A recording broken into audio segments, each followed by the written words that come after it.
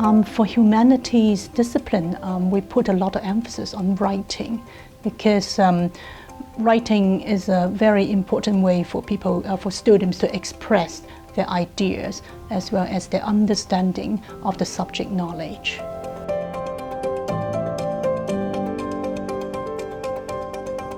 I think some principles can be applied to all fields. That is clear and direct, right? Clarity. And secondly, logical reasoning or logical progression of ideas. And in particular for history, that means all your ideas, arguments should be supported with evidence, and evidence derived from primary and secondary sources. Good documentation, and then chronology, a very clear chronology. I always tell my students that if you don't know what your argument is, work out a chronology first. By chronology, we are not talking about causal relationship. We are talking about really what happened first, what happened next. And sometimes it's very difficult to say why, but at least you tell us how. Okay, the 5W principles, we pay more emphasis to how than to why. And ideally, or thirdly, if it is possible, to develop a kind of personal style, because this is humanities, this is not social science. We treat our subject as people, human beings.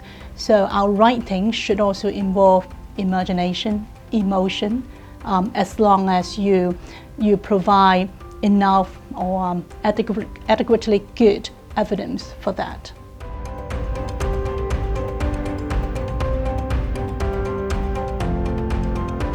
You have to develop a series of operative questions or a set of sub-questions.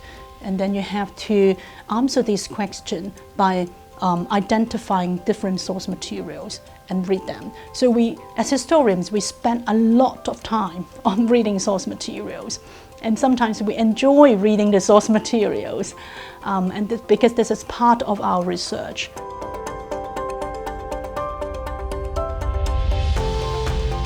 Well, apart from common mistakes like grammar or spelling, I think the main or the major mistakes they make is lack of focus. Or sometimes they have too many focuses, and that means you don't have focus.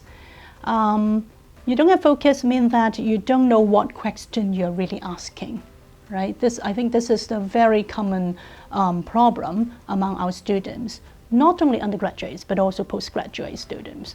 Another mistake that they will also commonly commit is lack of critical reading ability for dealing with primary and secondary source materials. And something linked with this is that they over-rely, the over-reliance of secondary sources.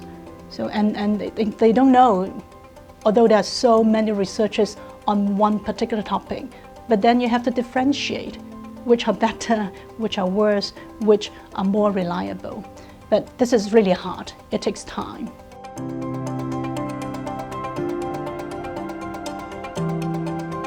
By reading others' works, and then you will find even among the mature scholars, they have different style of readings, and some are more readable, some are more interesting. And I think I learned not only from historians, but also from anthropologists.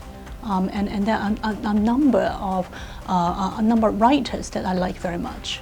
Mm-hmm.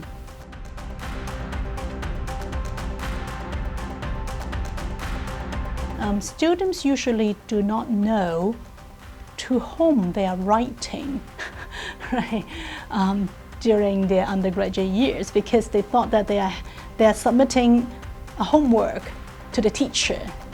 Maybe some of them try to please the teacher. Maybe some of them just don't care, right? As long as they got a grade. But in the workplace, I think they need to know very well who their audiences are, right? sometimes to the so-called general public, sometimes maybe to primary students, to elderly people.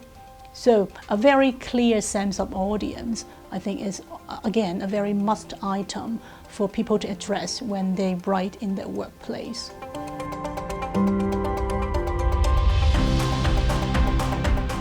I think historical training is not for training historians. It's for training people to have the ability of managing data. Right? Historical sources are data. So usually they are very chaotic, they lack order, and you have to put them in an orderly way. Right? So you deal with the same task in any sector. So I think historical training is, prepare or equip people with that kind of ability to handle all those tasks.